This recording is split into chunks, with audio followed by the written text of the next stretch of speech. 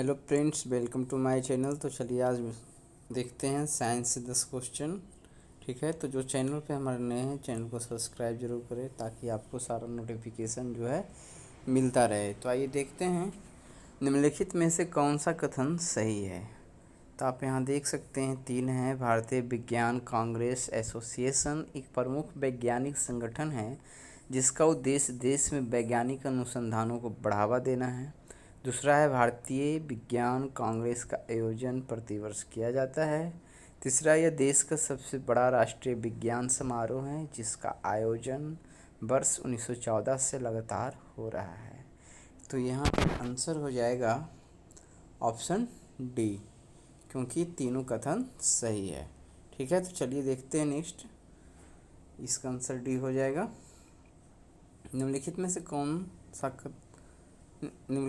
से कौन सा सत्य है। ठीक है, तो यहाँ देख सकते हैं माप तौल का अंतर्राष्ट्रीय ब्यूरो रूस के सैब्रेस में स्थित है। दूसरा है, जूल एक ऐसा मात्रक है जिससे कार्य एवं ऊर्जा दोनों राशियों को व्यक्त किया जा सकता है। तीसरा है, मैक गति का एक मात्रक है, इसके द्वारा रॉकेट जेट यानों आदि की गति को व्यक्त किया जाता है। तो यहाँ पे जो है ना 3 और 2 सही है, लेकिन एक यहाँ फ्रांस में सेब्रेस स्थित है। ठीक है, और मापतौल अंतर्राष्ट्रीय ब्यूरो, ना कि रूस में।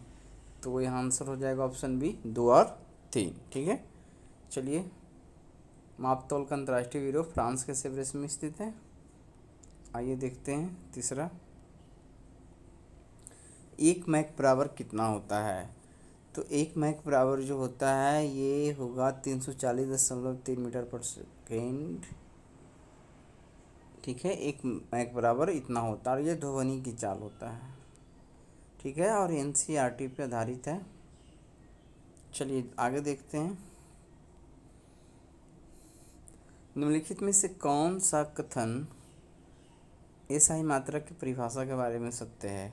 प्रकाश द्वारा निर्वात में 1 सेकेंड के 1 बटा, ये टोटल बटा में है, ठीक है, में भाग में तय की गई दूरी 1 मीटर है।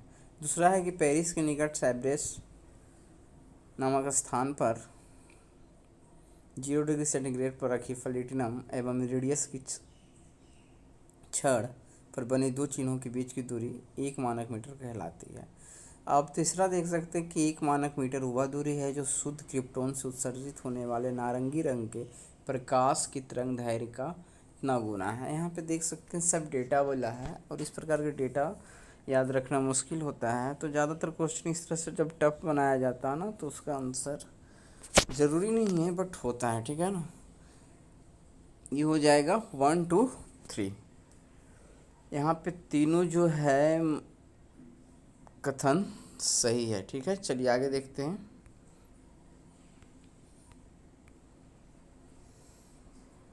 निम्नलिखित में से कौन सा कथन एसआई मात्रक की परिभाषा के बारे में सत्य है। तो ये है, माध्य सौर दिवस के 86,400वें भाग को 1 सेकेंड कहा जाता है। फ्रांस के सैब्रेस में स्थित अंतर्राष्ट्रीय मापतौल ब्यूरो में रखे हुए प्लैटिनम इरिडियम मिश्र धातु से निर्मित सिलेंडर का द्रव्यमान 1 किलोग्राम है। ठीक है, तो यहाँ पे भी दोनों कथन सही है और एक चीज़ देख सकते हैं, तो यहाँ पे आंसर होगा 1 और 2। चलिए नेक्स्ट देखते हैं,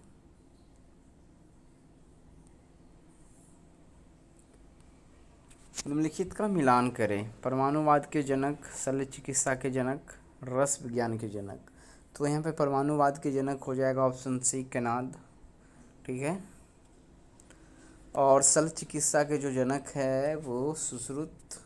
रस विज्ञान के जनक नागार्जुन। आप इसका देख सकते हैं ऑप्शन बी में दिख रहा है क्या, सी बी ए। हाँ, नहीं सी बी, सी ए भी चुने थे ना, ये तो ऑप्शन डी में है। ठीक है, परमाणुवाद के जनक कनाद, शल्य चिकित्सा के जनक सुश्रुत, रस विज्ञान के जनक नागार्जुन।